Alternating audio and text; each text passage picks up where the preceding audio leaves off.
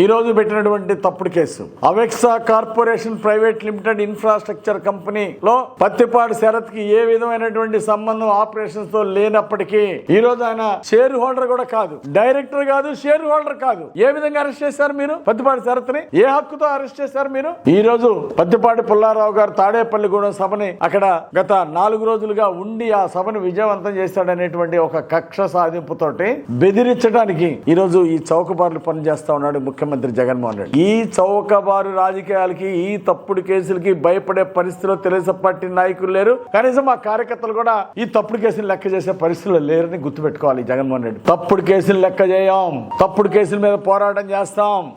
తీసుకొచ్చి పోటీ చేపించే పరిస్థితి వచ్చేసారు. అందుకే నరసరావుపేట పార్లమెంట్ కూడా 1,00,000 పైన తేడాతో ఓడిపోయేటువంటి వైసీపీ సీటు, ఎంపీ సీటు ఈరోజు ఉన్న పరిస్థితి. అలాంటి సీట్లో ఒక ఎంపీ అనిల్ కుమార్ని తీసుకొచ్చి ఒక బీసీని బలి చేస్తా ఉన్నారు. అక్కడ వదిలించుకోవడానికి తీసుకొచ్చి ఇక్కడ పెట్టుకున్నారు. అంటే ఓడిపోయే చోట బీసీలకి ఎక్కడన్నోడు గెలిచిందని ఆశ ఉంటే మాత్రం అక్కడ వెళ్ళి ఓసీలు పెట్టుకుంటున్నారు. జగన్మోహన్ రెడ్డి గారు సామాజిక వర్గాన్ని పెట్టుకుంటున్నారు. ఇది ఈరోజు రాష్ట్ర పరిస్థితి. తాడేపల్లిగూడెంలో జరిగినటువంటి టీడీపీ జనసేన సభ బ్రహ్మాండంగా విజయవంతమైంది. లక్షలాది మంది బ్రహ్మాండం పెట్టారు. ఆ సభ చూస్తేనే అర్థమవుతుంది వైసీపీ వాళ్ళకి.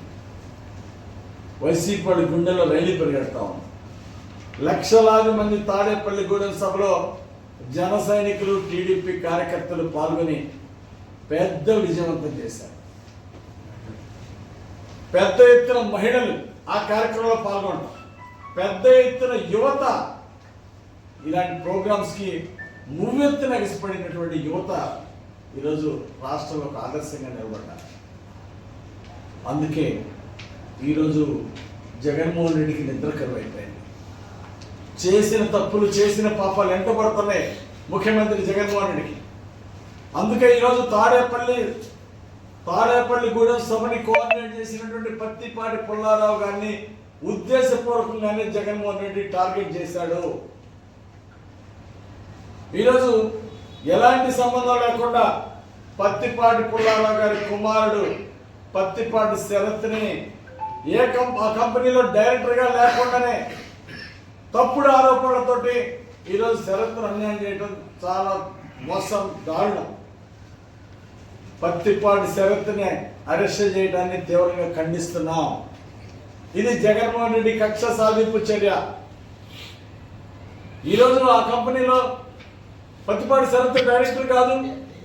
ఈరోజు అక్కడ ఆ కంపెనీలో జరుగుతున్నటువంటి ఆపరేషన్స్తో శరత్కి ఎలాంటి సంబంధాలు లేవు.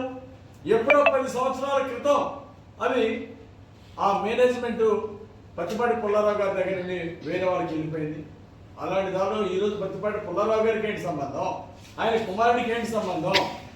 ఈరోజు కేవలం భయపెట్టడానికి, పుల్లారావు గారి మీద కక్ష సాధింపు చర్య కోసం, కక్ష సాధింపు కోసమే ఈరోజు